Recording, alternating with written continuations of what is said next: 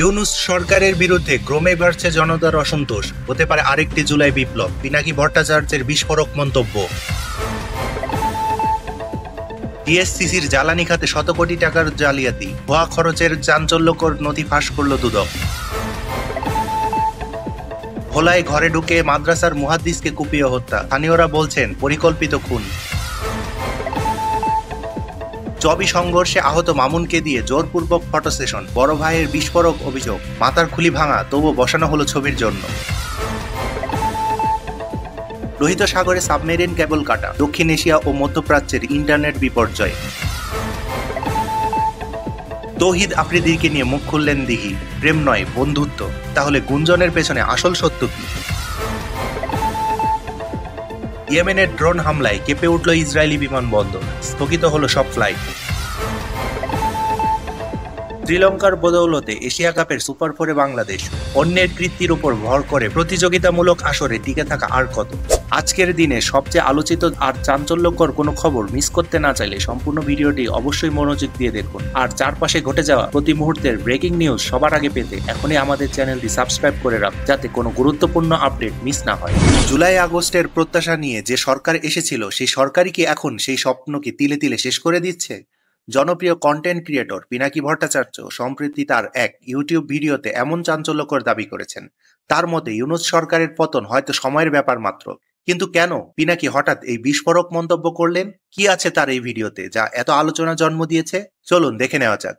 পিনাকি ভট্টাচার্য তার ভিডিওতে বর্তমান সরকারের বেশ কিছু পদক্ষেপের তীব্র সমালোচনা করেছেন। তিনি মনে করেন সরকারের বিরুদ্ধে জনতার অসন্তোষ এমন পর্যায়ে পৌঁছেছে যে আরেকটি জুলাই বিপ্লব হওয়া অস্বাভাবিক কিছু নয়। তার মতে দেশে ঘটে যাওয়া কিছু উল্লেখযোগ্য ঘটনা এবং ইউনূস সরকারের অযোগ্যতাই এই পরিস্থিতির জন্য দায়ী। তিনি তার ভিডিওতে যেসব কারণগুলো উল্লেখ করেছেন সেগুলোর মধ্যে অন্যতম হলো, পিনাকি একটি ভিডিও ফুটেজ দেখিয়ে দাবি করেছেন আওয়ামী লীগের মিছিলগুলো হচ্ছে পুলিশ ও আর্মির পাহারায়। তিনি প্রশ্ন তুলেছেন কার মদতে এবং কিভাবে এসব আয়োজিত হচ্ছে, এর পেছনে কারা টাকা দিচ্ছে বা ব্যানার কোথা থেকে আসছে। তার মতে গত 53 বছর ধরে ভারত বাংলাদেশকে তাদের কলোনি বানিয়ে রেখেছিল এবং 24 জুলাইয়ে সাধারণ মানুষ সেই উপনিবেশ থেকে মুক্তি পায়। কিন্তু ইউনূস সরকার সেই ভারতকে বাড়তি সুবিধা দিচ্ছে বলে তিনি অভিযোগ তুলেন। উদাহরণ হিসেবে তিনি ডিফেন্স কলেজে ভারতীয় রাষ্ট্রদূতের অবাধ বক্তৃতা দেওয়ার সুযোগ, আদানির সাথে অন্যায় বিদ্যুৎ চুক্তি বাতিল না করে পুনরায় বিদ্যুৎ ক্রয় সিদ্ধান্ত এবং পূজায় ইলিশ রপ্তানির মতো বিষয়গুলো তুলে ধরেন। জুলাই আন্দোলনে অংশ নেওয়া কতিপয় ছাত্রনেতা এবং সরকারের ভেতর ঘাপটি মেরে থাকা দুর্নীতিবাজ আমলাদের নানা অনৈতিক কর্মকাণ্ড ও সরকারি টাকা আত্মসাৎ মানুষকে সরকারের প্রতি দিন দিন অজনপ্রিয় করে তুলছে বলে তিনি মন্তব্য করেন। এছাড়াও পিনাকি তার ফেসবুক পোস্টে দাবি করেছেন তার এই ভিডিওটি বাংলাদেশে সরকারিভাবে ব্লক করে দেওয়া হয়েছে, যাতে সাধারণ মানুষ তার এই সমালোচনা ভিত্তিক ভিডিওটি দেখতে না পারে। এই সকল প্রেক্ষাপটে পিনাকি ভট্টাচার্য বর্তমান সরকারকে সতর্ক করে বলেছেন,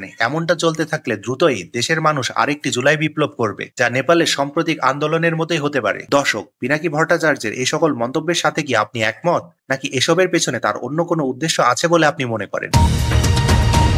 ঢাকা দক্ষিণ সিটি কর্পোরেশনে কোটি টাকার ভয়াবহ দুর্নীতির কেলেঙ্কারি ফাঁস, জ্বালানি খাতে ভুয়া খরচের অভিযোগে দুদকের হানা, নগর ভবনে 4 ঘন্টা অভিযান চালিয়ে একের পর এক নথি জব্দ, গাড়ি চালক থেকে শুরু করে উচ্চ পর্যায়ের কর্মকর্তারাও এবার ধরা পড়তে যাচ্ছেন দুর্নীতির ফাঁদে। আজ রোববার দুদকের সহকারী পরিচালক ইকরাম হোসেনের নেতৃত্বে 2 সদস্যের একটি দল টানা 4 ঘন্টা অভিযান চালায় নগর ভবনে। অভিযানে বিপুল পরিমাণ নথিপত্র জব্দ করা হয় এবং সংশ্লিষ্ট কর্মকর্তাদের জিজ্ঞাসাবাদ করা হয়। প্রাথমিক তদন্তে দুদক নিশ্চিত হয়েছে যে জ্বালানি খাতে কোটি কোটি টাকা ভুয়া খরচের সত্যতা মিলেছে। আরো চাঞ্চল্যকর তথ্য হলো, এই দুর্নীতিতে শুধু নিম্ন পদস্থ কর্মচারী নয়, বরং গাড়ি চালক থেকে শুরু করে ঊর্ধ্বতন কর্মকর্তারাও জড়িত থাকতে পারেন বলে ধারণা করছে দুদক। দুদক জানিয়েছে গণমাধ্যমে অভিযোগ প্রকাশের পরপরই তদন্ত শুরু করেন তারা। খুব শীঘ্রই বিস্তারিত প্রতিবেদন তৈরি করে পরবর্তী ব্যবস্থা নেওয়া হবে বলে নিশ্চিত করেছে সংস্থাটি। অন্যদিকে ডিএসসিসির এক ঊর্ধ্বতন কর্মকর্তা গণমাধ্যমকে জানিয়েছেন দুদক বিপুল সংখ্যক গুরুত্বপূর্ণ নথি নিয়ে গেছে। এখন বড় প্রশ্ন, এই দুর্নীতির সঙ্গে ঠিক কোন কোন কর্মকর্তা জড়িত, জব্দ করা নথিতে উঠে এসেছে কোন কোন বিস্ফোরক তথ্য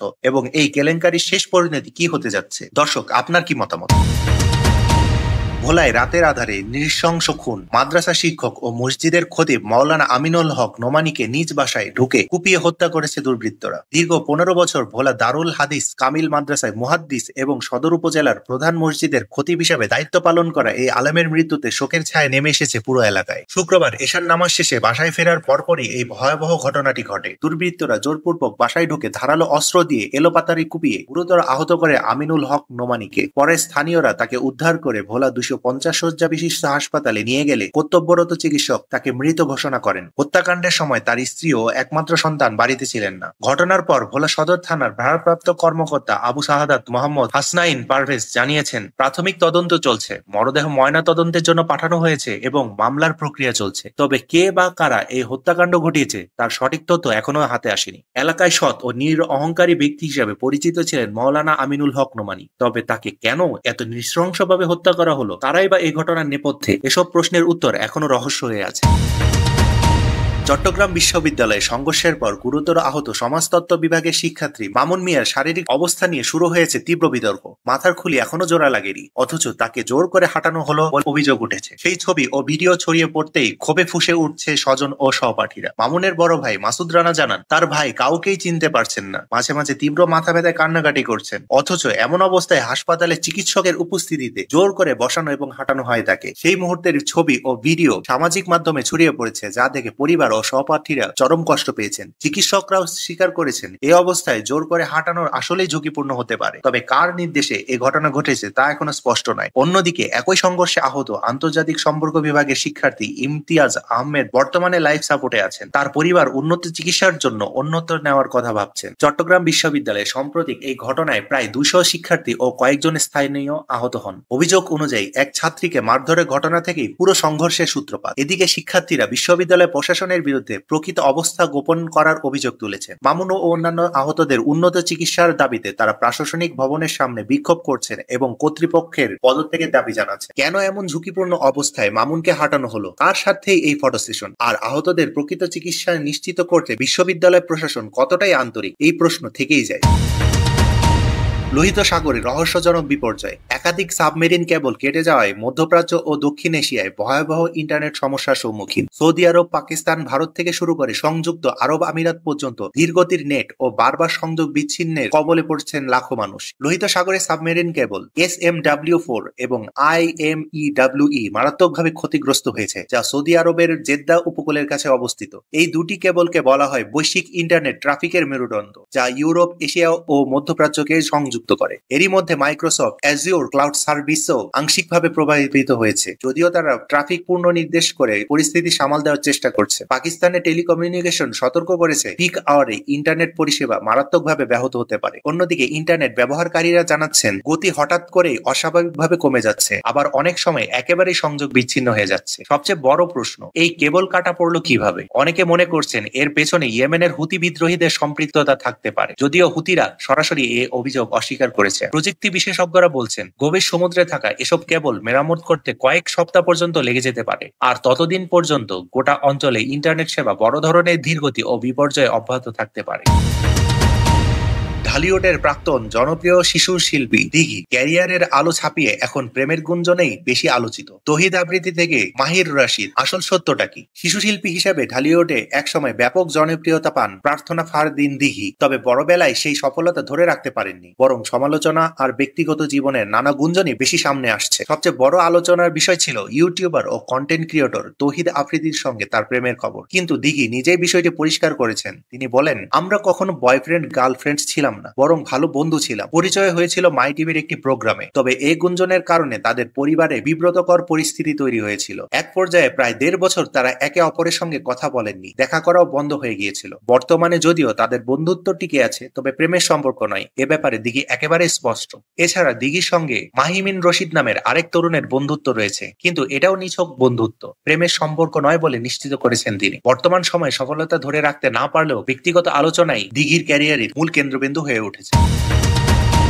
মধ্যপ্রাচ্যে নতুন করে উত্তেজনা তৈরি হয়েছে। লোহিত সাগরের তীরবর্তী ইসরায়েলের দক্ষিণাঞ্চলীয় শহর আইলাতের কাছে রামন বিমানবন্দরে ইয়েমেন থেকে ছড়া একটি ড্রোন সরাসরি আঘাত হানে, যার ফলে সেখানে বিস্ফোরণ ঘটে এবং পুরো এলাকা জুড়ে আতঙ্ক ছড়িয়ে পড়ে। ঘটনাটির পরপরই রামন বিমানবন্দরের উড্ডয়ন ও অবতরণ সম্পূর্ণভাবে বন্ধ রাখা হয়েছে। ইসরায়েলি বাহিনী ইতিমধ্যে ড্রোন হামলার তদন্ত শুরু করেছে। উল্লেখ্য, রামন বিমানবন্দরটি বেশিরভাগ অভ্যন্তরীণ ফ্লাইট পরিচালনার জন্য ব্যবহৃত হয়ে থাকে। ইয়েমেনের ইরান সমর্থিত হুতি বিদ্রোহীরা দীর্ঘদিন ধরে ফিলিস্তিনিদের প্রতি সংহতি জানিয়ে ইসরায়েলের ওপর ক্ষেপণাস্ত্র ও ড্রোন হামলা চালিয়ে আসছে। প্রতিবাদে ইসরায়েলও ইয়েমেনের বিভিন্ন এলাকায় বোমা হামলা চালাচ্ছে। শুধু তাই নয়, হুতি বিদ্রোহীরা লোহিত সাগরে জাহাজও হামলা চালিয়েছে। তবে মার্কিন যুক্তরাষ্ট্রের সঙ্গে যুদ্ধবিরতি চুক্তির পর মার্কিন জাহাজে হামলার পরিমাণ কমে গেছে বলেও জানা গিয়েছে।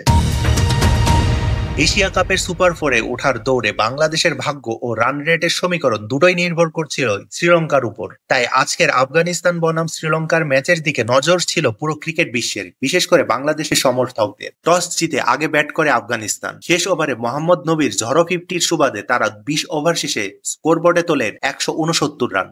তবে সুপার ফোরে উঠতে শ্রীলঙ্কার দরকার ছিল অন্তত 101 রান। এর সাথে জয় পেলে তারা বাংলাদেশকেও নিয়ে যেতে পারত সুপার ফোরে, আর হলোও তাই। ওপেনার কুশল মেন্ডিসের অসাধারণ 74 রানের ইনিংসের সৌজন্যে লঙ্কানরা 12.4 ওভারেই পৌঁছে যায় সেই কাঙ্ক্ষিত 101 রানে, আর তখনই নিশ্চিত হয়ে যায় বাংলাদেশের সুপার ফোর খেলা। এরপর বাকি কাজটা ছিল আনুষ্ঠানিকতা মাত্র। আসালাঙ্কার বিদায়ের পরও মেন্ডিস জুটির দৃঢ়তায় 8 বল হাতে রেখে 6 উইকেটে জয়ের লক্ষ্যে পৌঁছে যায় শ্রীলঙ্কা। তবে শ্রীলঙ্কা হারলে ঘটনাটা কিন্তু ভিন্ন হতে পারত। আর এখানেই উঠে আসে একটি বড় প্রশ্ন, বাংলাদেশের ক্রিকেট টিমের পেশাদারিত্বের অভাব কি আমরা বারবার দেখছি না? সহজ ম্যাচকে কঠিন করে জেতা, বোনাস পয়েন্ট তোলার সুযোগ থাকা সত্ত্বেও তা কাজে লাগাতে না পারা, প্রায় প্রতিটি প্রতিযোগিতামূলক ইভেন্টেই আমাদের চোখে আঙুল দিয়ে দেখিয়ে দেয় বাংলাদেশ কি আদৌ ক্রিকেট দুনিয়ায় টিকে থাকার যোগ্য, নাকি এটি এখন সহজে টাকা কামানোর একটা সহজ রাস্তা মাত্র। দর্শক, বলুন তো আজকের কোন খবরটি আপনার মনকে সবচেয়ে বেশি নাড়া দিয়েছে?